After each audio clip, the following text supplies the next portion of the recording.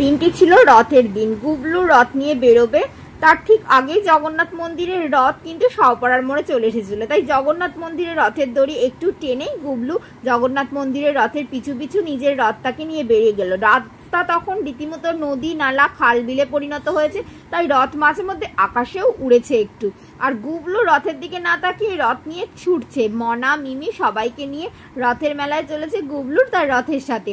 আর রথের মেলায় গিয়ে দেখি লোকজনের কি ভিড়, তার মধ্যে নজর কাটছে পুচকেদের এই ছোট ছোট পুচকে পুচকে রথগুলো। আর তারই মধ্যে গুবলুর রথটাকে একটু জগন্নাথ মন্দিরের রথের ভিতরে দিয়ে দিয়েছিলাম পুজো করানোর জন্য।